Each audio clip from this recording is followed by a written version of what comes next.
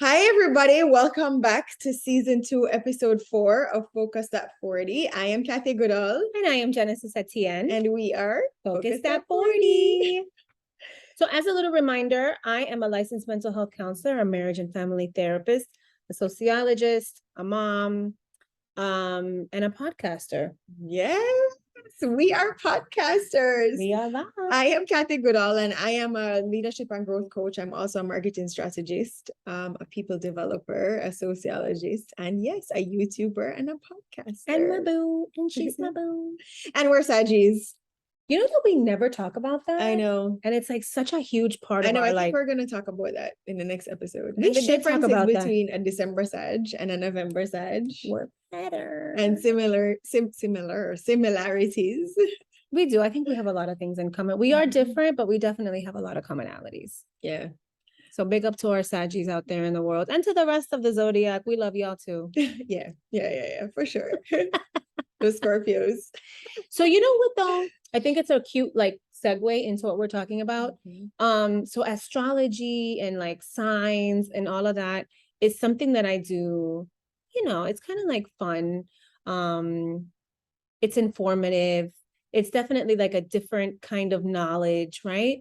And it's something that brings me joy. And today we're talking about the things that fill our cups, the things that bring us joy. So how would you define filling a cup? I think first of all, identifying when it's needed. I think we start by talking about the concept of balance.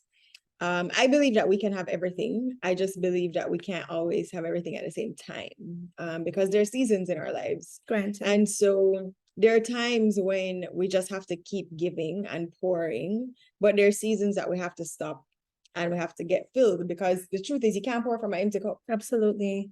And so some of the things that I feel when I know that it's time to take a break and my cup needs to be filled is when I don't feel like doing something that I normally enjoy. Right. If I feel tired, if I'm not sleeping properly, if I'm eating all kinds of junk just unnecessarily, I know it's because there's something in my life that's not, where it's supposed to be. And I need to pause and figure out what that is so that I can refill. Okay. So when we think of cups, right, I think that the cups are the things that we have in our lives that we need to nourish, right? So we all have a cup, right? Some of us need to fill our cups constantly. I think it depends really on personality, resilience. There's multiple things like that. But your cup is really what allows for you to get past something, to feel refreshed, to feel re-energized, to feel motivated. I think that we are living in a time of an incredible burnout, between the pandemic, stress, accessibility. Oh, I mean, I literally woke up this morning and saw a meeting in my calendar at 9:00 that nobody had a conversation with me about. No, you know what? And between WhatsApp and emails, there are times that it's 11:00, 12:00. I have clients hitting me up. I have therapists hitting me up. I supervise therapists. And I don't know, I feel like our lines in terms of personal and professional can often become skewed and become kind of jumbled. And you don't disconnect, right? I know when I've done marriage and family therapy, I make sure that, one of the things that we talk about is getting your phone away from you at dinner time or at times when you're trying to be intimate, and not sex intimacy, right? Having a conversation intimacy, right? And so I think that people need to refill their cups a lot sooner than they ever have in the past, because we are being pulled in so many directions all the time. And I think just being present is also something that helps to fill us. You talked about not having your phone at dinner. I mean, I will go out and I will see people sitting at dinner together, 2 people, 5 people, and they're all on their phones. And I'm like, what was the point of coming to dinner? You're not enjoying the company of the person that you're with. Definitely.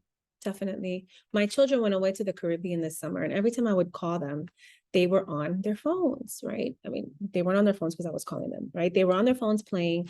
And I was like, you guys, you need to go outside. The summer is going to finish and all you will have remembered was Roblox and Minecraft. And go outside, breathe some fresh air. And it's something that I also have to remind myself to do all the time. This morning I woke up and I have a little bit of back pain.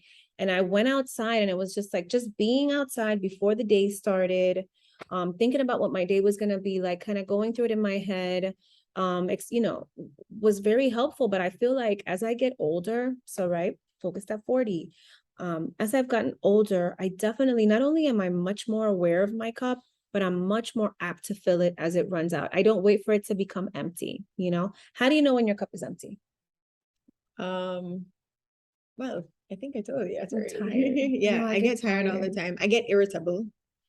I become recluse. Yeah, I was gonna say I want to isolate, right? I don't want to talk to as many people. Definitely, I don't want to do the things that I really enjoy, like workouts or like, outings.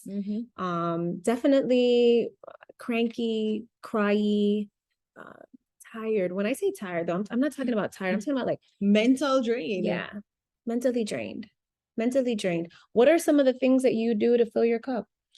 Oh, well, I will say this. I think I've become a lot more intentional about filling my cup every day. Okay. Because there are little things that you can do to set the tone for the day, right? And for me, I wake up in the morning and the first thing that I do is I spend time with God because that helps to center me. For sure. I exercise. Well, I used to exercise every morning at 4 o'clock. I'm getting back there. It's a process, right? Forgiving yourself and allowing for yourself to be okay with things not always going as you would like for them to. And there are times when I feel like I just don't want to do anything that exerts any energy. So I do brainless things like find a series to watch. Yeah. Or a book to read where I don't have to think about anything. And I'm just being. The thing that fills me the most is the beach. Oh my God, me too. Yeah, I love to. I think for me, what the beach does, it reminds me of the awesomeness of God because it's like everything is right there. And everything is beautiful and amazing, right? The ocean. And it touches all your senses. Yes. My sight, my smell, my touch. It touches all my senses and it's a good feeling. It makes me feel good. Yeah. You also feel like you're a part of something bigger. Yeah. Right? So like our bills or like our relationship stresses, all of those things and kind of the grandness of the world and the grandness of God, they just don't seem as big or as taxing on us when we can be, in nature, doing some of the things that we really, really enjoy. And there are people in my life too that serve for me different functions depending on the type of feeling that I need. I know who to call. That's the reality. If I want to just sit down and have a meal and either vent or not talk about anything at all, I know who to call. And so, and I think that helps a lot. It also is very helpful when you have a partner that also pours into you. Yes, agreed. And that supports you and that understands that your home is a place of peace. Absolutely. I agree. I think another way to fill our cups, you were talking about friends that you can call, people that you can avoid. And I hate to say that, but if there is one way that my cup runneth over quicker is when I have to give an incredible amount of my energy and time and resource to. You mean when it dries out quicker? Yeah, to daunting types, to people unloading on me, or to people who, think I'm a dump and they're going to just come give me all their garbage and all their news and all their gossip and all their, I don't want to know about it. You know? I mean, and guess what, guys? Protecting your peace, you can love people from a distance and understand when it's a time to just take a break. I mean, I have friends that I love that I would do anything for and that will move mountains for me, but the negativity that comes with the conversation, sometimes you just choose to deal without. Yeah. Yeah, definitely. Definitely do things that you really love. I don't know, I feel like women, men, people in our age group, we are being pulled in so many different directions.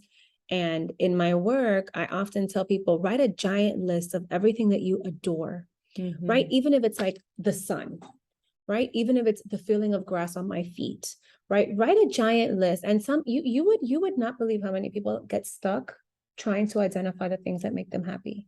Well, and sometimes it's little stupid things. Like for me, I had my niece and my nephew on my phone. And if something was happening at work and I just needed to smile, I would just look at my phone. That is so sweet, but they're the cutest. Yeah, I mean, if you know them, you guys know that those are the cutest too. They're so damn cute. And it's true, you know, there are some people you think about them, or even a song. There are so many songs that are feel-good songs that when you listen to it or you hear it, it just shifts your entire mood. Definitely. Definitely. I think also one of the ways that, and I did it to myself the other day. So I was having a pity party on myself because I do that. I also allow myself to have a pity party. And I was thinking about like, this person did me wrong.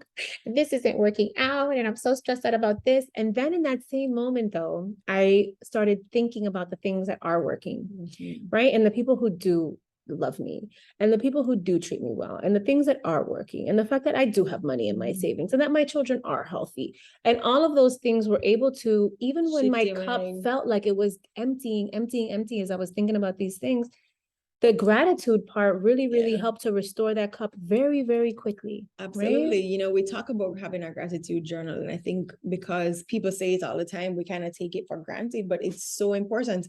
And what I try to do is to think about it in the morning and in the night. Even if you think about what are the things you're grateful for that day, it makes a world of a difference, and it actually shifts your mind and your mood.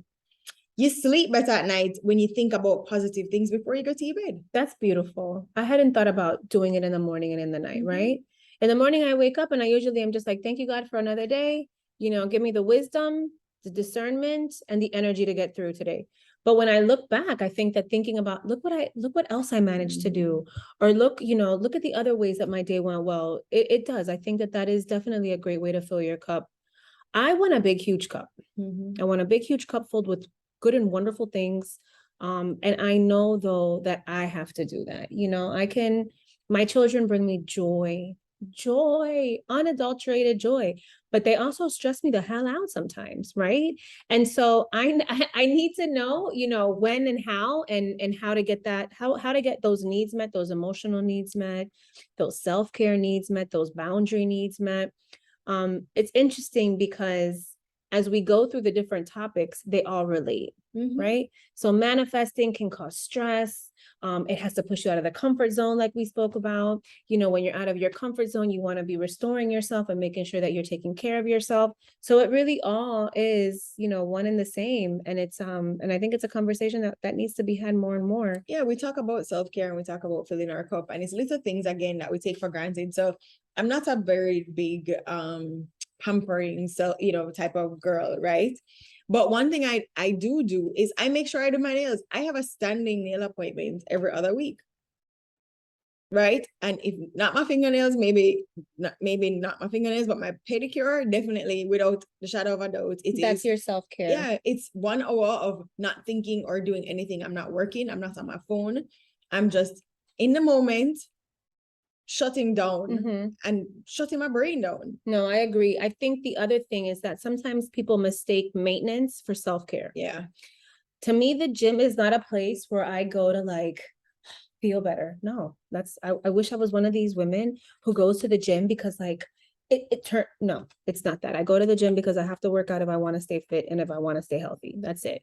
Right. So for me, the gym is not something that fills my cup. However, when I don't go, I can feel it. Yeah. Right. Yeah. And for me, like getting my nails done is maintenance, right? But things that I really enjoy doing, you know, going to the beach, painting, those are the ways that I fill my cup. I feel like maintenance isn't so much it as little things, picking flowers, beautiful flowers from my home. That's how I fill my cup. And I think that it's the one thing other than like seeing a therapist or taking a course that we can do for ourselves, that we deserve to do it to ourselves and for ourselves. Yeah, you know, so share with us, let us know what you do to fill your cup. You know, share with us different ways that you fill your cup, so maybe we can try it. Definitely. You know, but guys, the most important thing to remember is that you have to make time for yourself. You have to make time to take care of yourself. You know, we get overwhelmed, especially as we get older, with life and our responsibilities, and we forget that if we have nothing to give, we have nothing. Yeah. So in order to be able to give, we have to be filled. And so take the time to care for yourself. I agree, guys. Again, you can't pour from an empty cup. And you owe it to yourself, right? In the same way that you love others, that you love your job, that you love the people you work with, that you love your husband, in that same way, one must also love and cherish themselves, because without your strength and without your centeredness and without your ability to navigate difficulty, and it's you're left with very little. No, and if you want us to go back to the Bible, God tells us that we love him and we love everybody else the way that we love ourselves. So if we don't care for ourselves and we neglect ourselves, how do we expect to care for and to give to and to love the people around us that we're called to? And how do we expect for others to love us in that way? Right? I mean, my children know mommy loves flowers, and whenever they get the opportunity, even if it's just a little flower that they picked outside, they know that that's something that really fills my cup. So loving yourself also shows others how to love you. That's so good. All right, guys, thanks for joining us for this episode, and we will catch you again next week.